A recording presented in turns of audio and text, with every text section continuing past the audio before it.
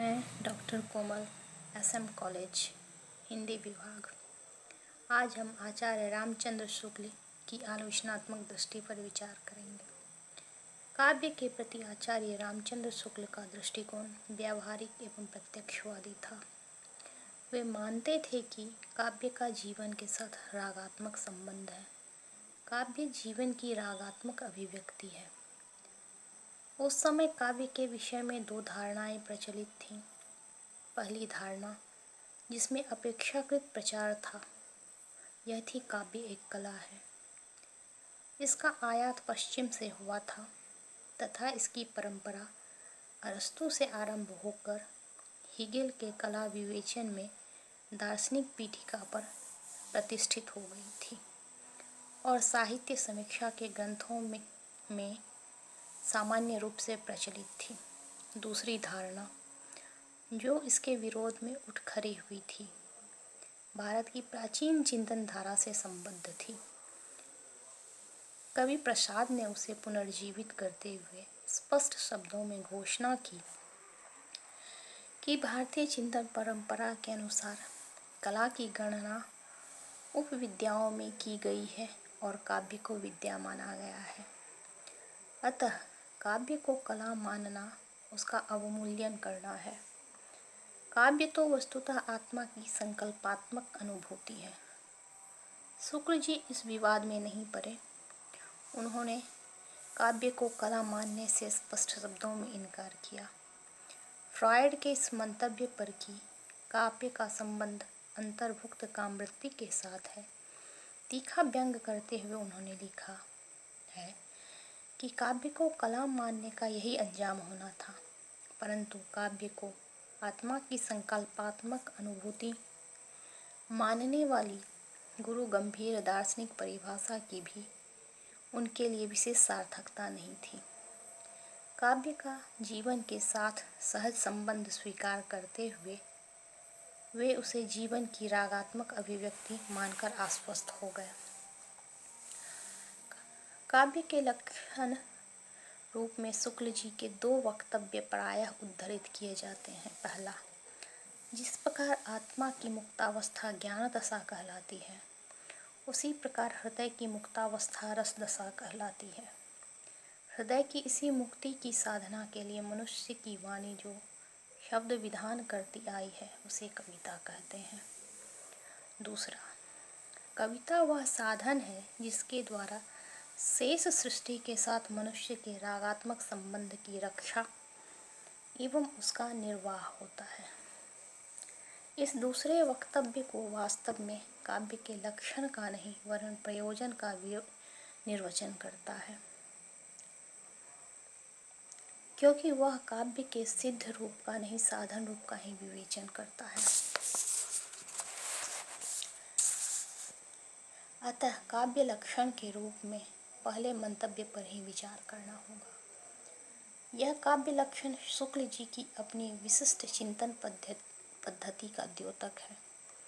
हृदय की मुक्ति के साधन रूप में काव्य का निर्वचन इससे पूर्व सामान्यतः नहीं हुआ था, किंतु कोई भी विचार, चाहे वह कितना ही मौलिक क्यों ना हो, मस्तिष्क को फोड़कर तो सहसा प्रकट नहीं हो जाता।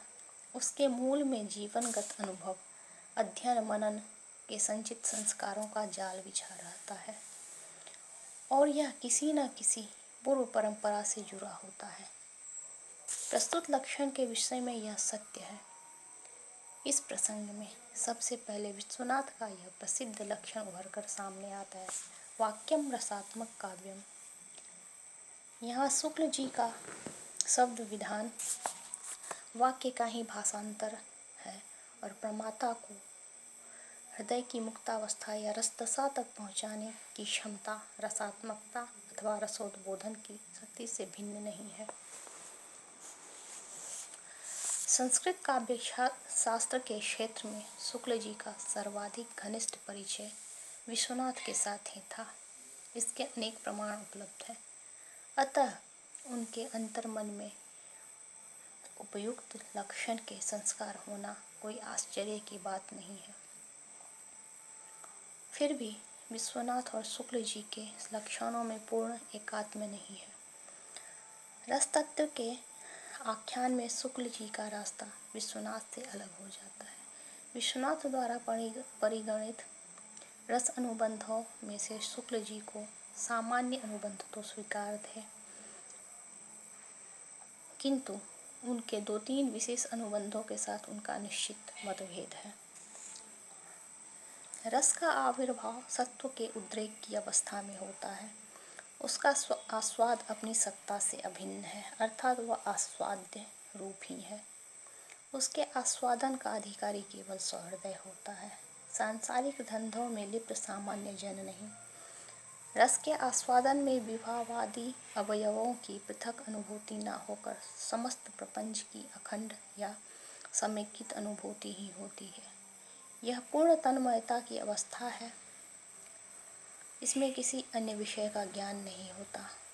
इनमें से अधिकांश लक्षण शुक्ल जी को प्रायः मान्य है। सत्व के उद्रेक की अवस्था को उन्होंने हृदय की मुक्तावस्था के रूप में स्वीकार किया है। रस चिन्मय आस्वाद या अनुभूति रूप है। इस विषय में शुक्ल जी की सहमति है।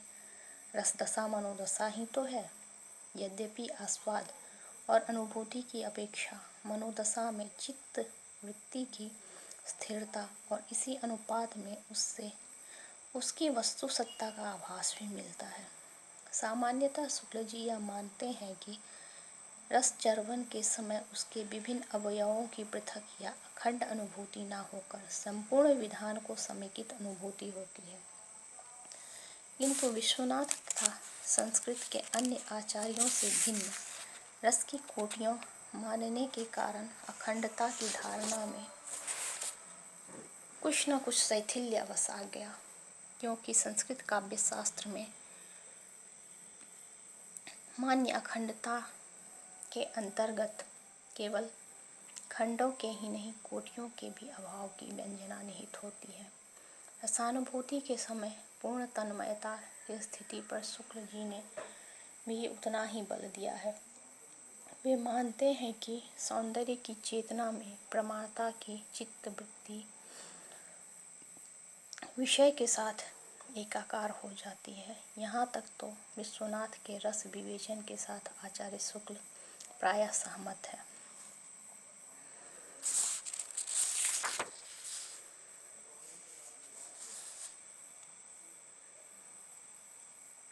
शुक्ल जी ने पाश्चात्य आलोचना का भी अत्यंत मनोयोग से अध्ययन किया है।